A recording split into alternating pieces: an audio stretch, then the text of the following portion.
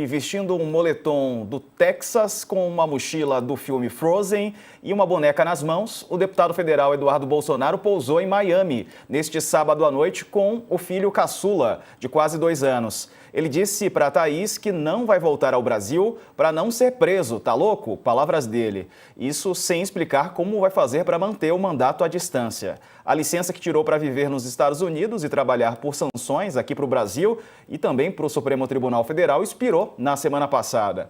Num parquinho ali no aeroporto, um parquinho infantil, Eduardo disse que foi a Miami participar de um evento que organizou com brasileiros na cidade. Ele se recusou a dar detalhes. Eduardo e a família estão morando no Texas, segundo aliados. Questionado sobre o objetivo dele com as gestões que tem feito com o governo Trump, o deputado disse que o sonho dele é botar o ministro Alexandre de Moraes na cadeia, como ele tem feito com tanta gente. Bom, e esse sonho do Eduardo, Calil?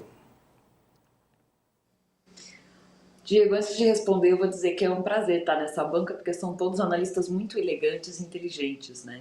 E, enfim, o que me alegra bastante, porque acho que dá para a gente estabelecer um diálogo muito interessante. Eduardo Bolsonaro está, enfim, cada vez mais desconectado da realidade, e quando eu digo realidade, eu não quero dizer no sentido político mesmo, né? Porque ele foi ficando cada vez mais isolado. Eduardo Bolsonaro, a gente, alguns anos atrás, era tido como digamos, uma promessa do bolsonarismo, digamos, uma pessoa que poderia levar o legado do pai, continuar o legado do pai. Se falava até nos círculos bolsonaristas da possibilidade do Eduardo Bolsonaro, há muitos anos atrás, se tornar inclusive presidente, ou o candidato, né, à presidência.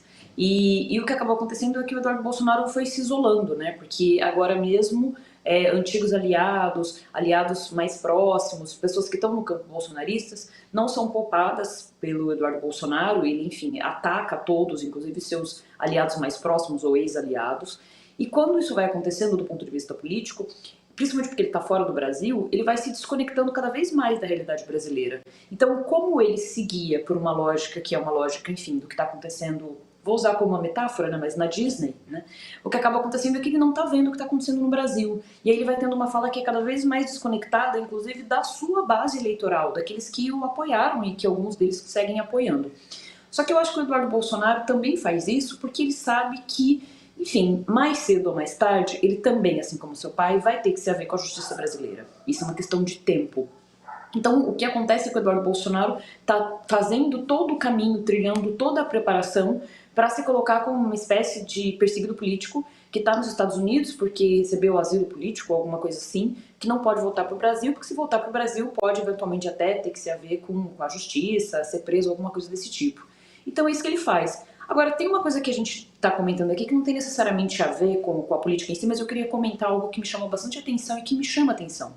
Quando a gente vai olhar, por exemplo, as imagens que são produzidas, não só pelo Eduardo Bolsonaro, mas por outros atores do bolsonarismo nos Estados Unidos, tem sempre, digamos, eles mostram a família, mostram as crianças. Uma coisa que me chama atenção é que quando eu olho para os veículos de comunicação e até por críticos, né, do bolsonarismo, tem sempre uma tentativa, inclusive, de borrar as imagens das crianças para não expor as crianças, porque, enfim, apesar de elas serem da família Bolsonaro, elas não têm nada a ver com essas disputas políticas que essas pessoas estão travando.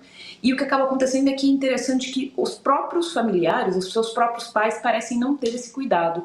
Então é uma coisa que sempre me chama bastante atenção, o fato de como eles expõem as suas próprias crianças, os seus filhos, em situações que são situações muito complicadas, né? Enfim, questões que estão envolvendo ataques a ministros da Suprema Corte, enfim, e expondo seus familiares. É uma coisa que me chama bastante atenção, já que são pessoas que se dizem defender a família, eu acho que eles deveriam ter um pouco mais de cuidado com seus filhos, né?